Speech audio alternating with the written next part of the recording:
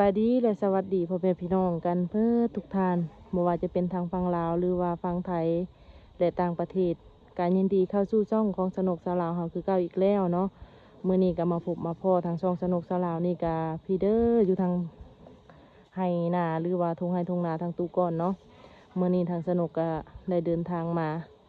ไม่ได้มาหาทางพ่อตู้เพิ่นไม่ได้มาโอ้มาลมก็โดนพอสมควรมื้อนี้ก็มีข่าวดีพ่อแม่พี่น้องทางสนุกฮะก็เดินทางมาก็เห็นแบบน้องพ่อแม่พี่น้องเนาะอาจจะเป็นเมย์หรือว่าเป็นผู้สาวเพิ่นก็เป็นอะไรก็เข้าไปโอ้ไปลมหรือว่าไปสอบถามพร้อมๆกันเนาะก็ก่อนอื่นจะเข้าไปโอ้ไปลมทางพอตู้ก้อนก็อย่าลืมกดไลค์กดแชร์กดติดตามเพื่อเป็นกำลังใจให้ทางสนุกเด้อเนาะดูไปดีฮ่าต้องหากำมาหอดอันเฮาขออนุญาตถามชื่อเจ้าแหน่งไรทองโอ้ซื้อแม่มาเลยทอง โดย อะไรอุ้ยชื่อม่วนเนาะแม่เนาะ แม่อยู่จักปีเลย 51 ปีละ โอ้51 ปี เลยเป็นไปมาแนวใดมาดินน้ำประตูบ่เด้อแนวใด จากแล้วมาลองเบิ่งนี่แหละมาเบิ่งนั่น เออ เขานำคนโทรว่า อืม ถึงสนุกไปหาเจ้าผู้ใดว่าไปกับไปว่า มาแต่เช้าประตูเฮากายมาทางนี้แหละ เนาะ แม่นเฮามาแวะอยู่สนามไสอะนะก็เลยแบบมาทางนี้แล้วก็เลยเข้ามาหาทางประตู อันนี้ประตูอยู่ดีแม่งอยู่บ่ มัน เสื่อม มีแหงอยู่โอเป็นหยัง บ่ได้มาหาแต่หล่น ช่วงนี้มานั่งพี่แม่ นี่ละ นั่งนำกันก็ได้ ดูเชียร์ที่ละ มานั่งพี่ก็ได้ มานั่งรถ รอให้แล้วนั่งหันละมันบนท่านได้เข้าได้เข้าเข็มกันได้แต่ว่าเฉพาะมาเยี่ยมยามทำข่าวกันเชื่อจะหน่อยเขาไปว่าตู้ก้อนแล้วบ่พอทำทันได้ ยังจะกลับเมืองบ้านอยู่บ่ เอากันยังคือ ว่ามื้อฮื้อนี่แหละเพิ่นสิเมื่อตกลงเบิ่งทางครอบครัวนะ แล้วทางประตูก็เหมือบ่ โดย เพิ่นจะเมือนำ มาเบิ่งมาถามพี่น้องพอเอาก็เอา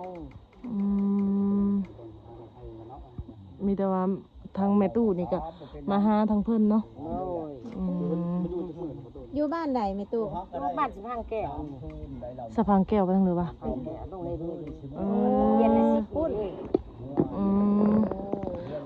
เพิ่น เสี เดี ย ยว งว่าจากพูดมาพี่กับไก่อยู่เนาะ โดยไก่ตึกอยู่ ฮู้จักกันแนวใดแม่ตู้ อันนี้บ่มีเอื้อยเพิ่นฮู้จัก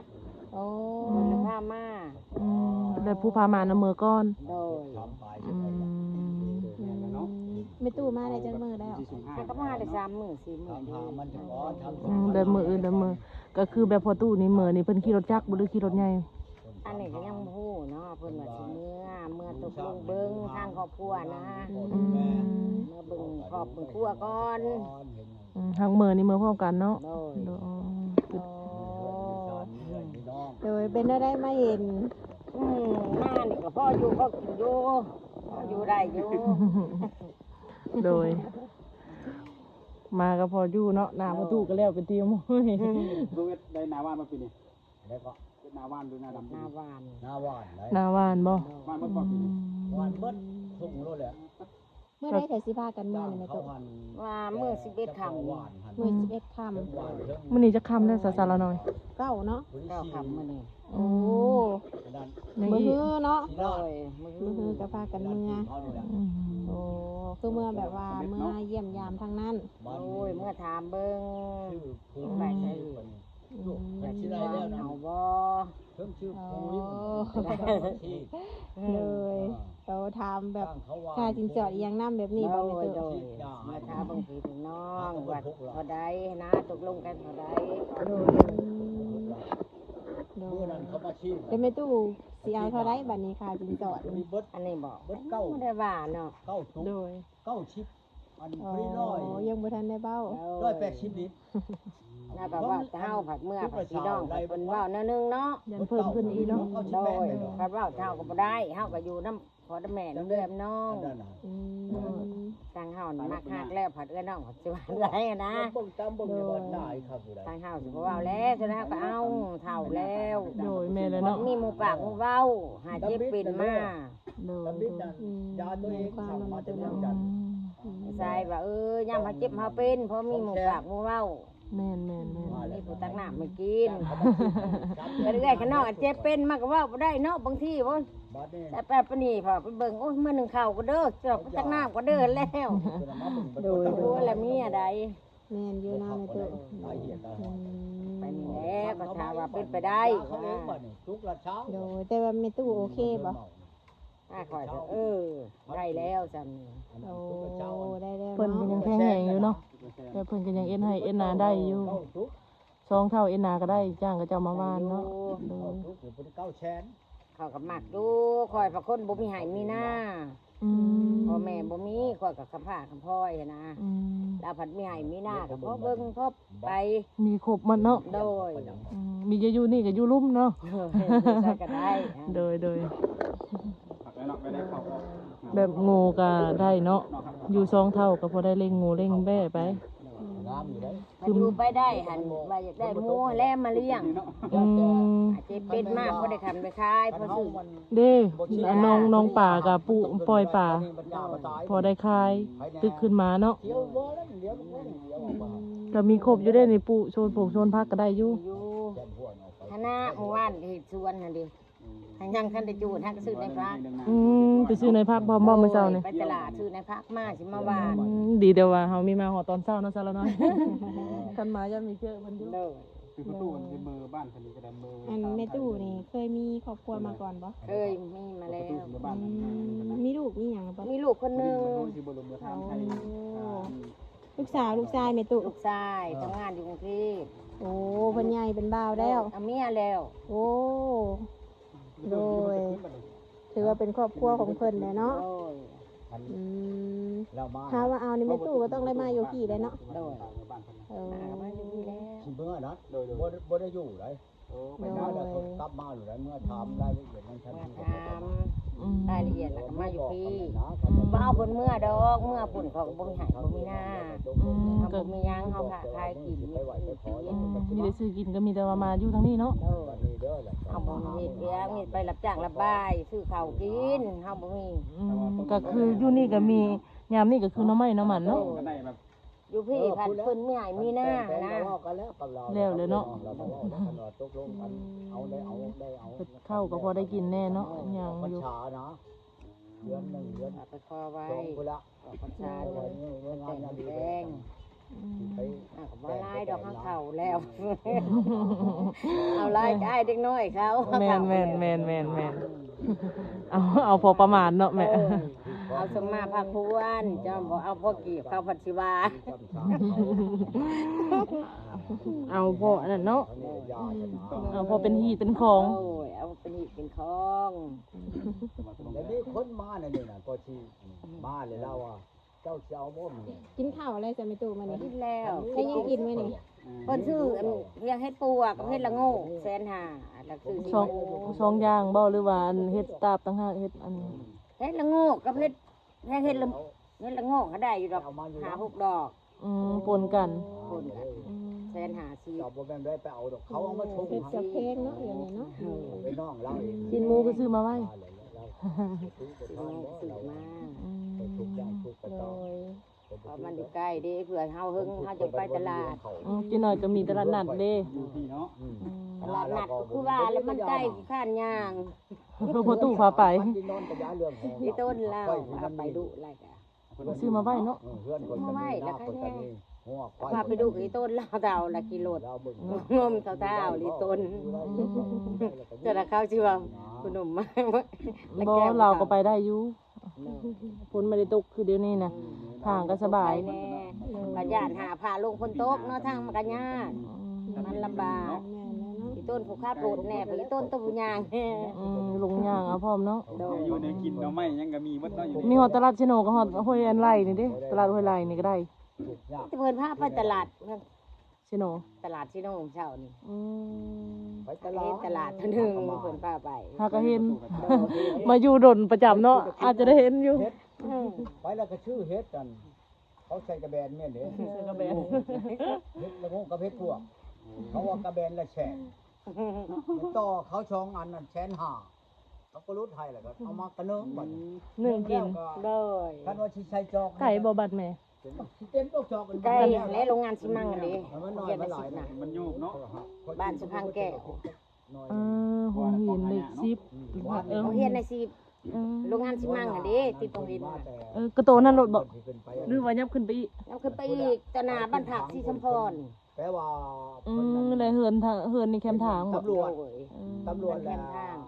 ไปหันว่าถามว่าใส่เลือนไม่เลิศเพิ่นก็บอกซื้อเอื้อยซื้อเลิศ หัวหน้า Ừ. ผม พ่อ คำ แม่เสียหมดแล้วยังแต่เอื้อย เพิ่นมาแวะคอยว่า เอื้อย เออ เพิ่นมาแวะนี่ช่องเทื่อน่ะเพิ่นมา อยู่ เมาแก้ว อยู่กับเอ้ย โดย มาชุดก่อนน่ะเพิ่น แต่ว่าลูกน่ะอยู่ไทย มาให้ เพิ่นทำงานแล้วเอาไปครอบครัวแล้ว อืม มาอีกว่า แล้วคือเจ้าเราอยู่คนเดียว พวกทุเรียนบล็อกได้แล้ว หน่วยเลยบ่ อยู่คนเดียวหักอยู่กันกับเบื่อกับน้องและคอยหัก แนวนั่นราคา อยู่คนเดียวคอยเฮือนหลังน้อย แสนโอ้หน่วยซ ก็แสดงว่าพออยู่เนาะ โดย ตั้งผู้ตั้ง ไป พออยู่ ให้ทางล่างนะ พออยู่ก็อยู่ไปเนาะ โดย คือแม่เว้าแล้วเท่าเลย นี่แหละ จำมอนนี่บ่ แล้ว คือเฮาอยู่นี่ก็ซื้อปลามาปล่อยเฮาก็ยามแรงเฮาก็พอได้ขายได้ มานี่คันเฮาดูเนาะ แม่น ปลูกผักปลูกมี ขอบใจหลาย ปลูกผักปลูกมีแม่นแล้วนี่ได้นำน้อง โดยปลูกผักปลูกมีแล้วก็ไปตลาด ขันเจ้าหัน แม่นแล้ว เท้าลาน้อยมา ขันดู ไทยแม่ บ่ลายก็พอได้กินก็เอาหาแขกไปไทยมากพอได้มา คือกันกับ ถูกกิน พร อืม แล้วก็ตามีแล้วก็อัน แม่นแหละ หมอ เพราะว่าปีว่างแล้วนี่เด้ซื้อปลามาให้เราปล่อยนี่ก็มีแต่กินซื่อๆหลายได้ ได้เพื่อนข่อยบัดเมื่อ แล้วอย่าว่ามันใหญ่แล้วก็เอาขึ้นไปขาย ได้เฮาก็ปล่อย นี่ มื้อวางเดินล่างน่ะเฮาก็เอามาปล่อยเด้ เป็น เอามาปล่อย เนาะ แบบเพิ่นอยู่คนเดียวคือเว้าหั่นแหละ คือกันกับข่อยนั่น มีแต่ปล่อยอยู่นี่หัก ป้าเมียข่อยแล้วไปเอาเมี ขาย ย ข่อย ก็สิขายเดี๋ยวบ่จักแนวขาย หาก็เอ็ดพูดเอ็ดนั่นเอ็ดนี่คายแล้วเฮาก็ ไหว้หาแขกคนมา เอาตู้ก้อนน่ะเราบ่แตก ไว้เฮินแค่ขนเนาะ แล้วข่อยเลยถามเพิ่น โอ้ยแค่ขนก็สิกินหลายเสมอได้ไหม ข่อยว่าคันข่อยไหมข่อยว่าข่อยถามคือ คืออยู่บ้านสะพังแก้วเนาะ หัวมันโลดแล้ววะพ่อหัวมันโลดหมอน มากระโมนอยู่แล้วว่า จำแนกบ่แต่งกันแล้ว อยู่ช่องเท่า จนพ่อ ผู้ทรงเฒ่า แต่งอยากให้ผู้นี้ แต่เก้าเฮาก็เข้ามาดุอยู่หั่นนะ มันแยก เข้ามาดุได้เข้ามาตลอด เอาเมียข่อยใบนั่น ส่วนหลายกำลังถือกันมาเอ็ดอยู่เอ็ดกิน แย่งนี่นะ แต่ช่วงนี้ก็ดำให้ดำนาก็คือว่าเนาะ คนบักกะต่าย ทางบ้านแล้วเบิดแล้วบ่ทางบ้าน แก้ว แม่ นี่ล่ะ ผู้แล้วผู้บ่ พ้นมีตกเนาะ เอาโลดว่าฉันข่อยละยังบ่ยอมบ่นี่ไผแต่งข่อยมีเขตพุ่นกับเมียมันนั่นกับอีแยงนั่นผู้ข่อยปาน่ะห้องเขาเบิด โดย ข่อยบ่ได้ยาได้ข่อยเว้าในชิปโลดแหละนี่ข่อยสิเอามันเบิ่งอันหมอกระต่ายนี่นะ โดย ครับโบ คำมันว่าถึงก็ถึงว่าบ่ถึงทำไมข่อยไหมหมอกระต่ายบัดนี่นะ โดย ว่าข่อยบ่ได้แต่งเมียนี่ น้ำแล้วบ่นี่ ข่อยบ่ได้ยาได้ยานะเอาเพิ่นเบิ่งหยัง กินคุณภาพที่กิน บ่กินแล้ว กินมาแล้วกินมาแล้ว เออเขาใส่ลายค่ะ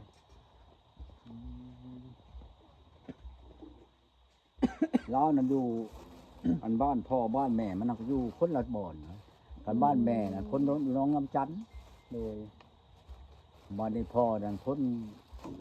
เทเหนือคนผู้ไทยเนาะ โดย เห็นบ่เอาแล้วพ่อก็ตายแม่ก็ตายเบิดเลยดอกเดี๋ยวนี้อยู่น้ำเอื้อยเราก็ดีเราอยู่บ้านจะพังแก้วนี่ โดย แต่บ้านนี้แหละนอนกูเอาเมียข่อยผูกพระอันบ้านหลังเจ้าเมื่ออยู่หันแล้วไปเห็นแล้วไปเว้าเย้ยกับผู้นั้นนะยักกันอันนั้นกับข่อยนะตะกี้ข่อยออกแต่กับผู้นี้ยินผู้นี้เว่าเมียข่อยไปเว้ากับปันเอ้ยเราเทิงเว้าเทิงไห้คือทอดข่อยคือทอดตายเพียงเพราะว่าอันเมียอันผัวเก่าผู้นั้นผัวผู้เมื่ออันหานั้นเว้าใช้ลูกนั่นเว้าใช้หน้าใช้ตาโลดว่าจ้ะบ่จะแตกบ่จังชัดชะแตกบ่จังที่เว้ากับลูกเราหนนามีงวดนี่เพียงงวดเถิกตัวหนึงค่อยหาจนว่าถูกปดอันบ้านลงบอกลงบังกันหน้าแถวนั้นน่ะหน้าบ้านไปหลอกจารีตนั่นคนไปหางัวนั่นน่ะแม่นั่นตะกี้น่ะแม่ปีหนึงค่อยให้เช้าชอบมันมาทายมาฆ่าจะชื่อนะ โดยโดย แก่เมื่อให้กินเช้าชอบก็เชิดทุกว่าดอกจะเข้าไปเฮ็ดได้เอามือกับบ่ฮอดพอเดือนพอดาวยังเข้าเช้าชอบเบิด เบิด ค่อยนั้นเดือนละชอบยังบ่เบิด เขาชอบไอ้น้องนั่นเขาเช้าชอบเอามือบ่ฮอดพอเดือนเช็ด เขาแนวเขาขาย กินน้ำขายน้ำเนาะ ขายน้ำกินน้ำมันก็เบิดแล้ว เป็นไวแล้ว กดไว้น้ำคายได้เลยกัน คนก็บ่ได้ว่าหยังเรื่องของเขาบัดนี้กินเบิดแล้วก็มาเอาข้าวน้องค่อยมากินอีกมาได้อู่นอนอยู่หั่นแล้วค่ำจักหน่อยแล้วก็สิมื้อแล้วก็เฮ้ยแม่นั่นเอาเงินให้ลูกเด้อ100,000เอาให้100,000เอาเงินมื้อละ100,000เอาให้ลูกมานอนท่าอยู่นี่นอนกินข้าวแล้วมาแลงแล้วก็นึ่งข้าวแล้วแม่นึ่งข้าวชุกแล้วก็เอาข้าวใส่พริกใส่หยังแล้วก็มื้อก็มีห้องกินก็มีบ่มีก็ลูกซึกเอาปลาในหนองก็มื้อจักชั้นไว้คนกับลูกบัดนี้ละผัวเก่ามองก็ตายผัวเก่าแต่เมียมันบ่ทันตายมันเอามาเป็นเมียน้อยมันบัดนี้ แล้วแย่งกันค่ะสิละป้ากันบัดนี้เห็นข่อยน่ะมาเอาข่อยบัดนี้เอาข่อยได้2 ปีข่อยก็แต่บ่ได้แต่งหลายไปดอกแต่งเรานั่นก็10 ล้านหมูตัวนึงเป็นนาแยงนั่น โดย บัดนี้ล่ะตอนนั้นนั่นอ้ายมาแม่นบ่มาแต่ผู้แล้ว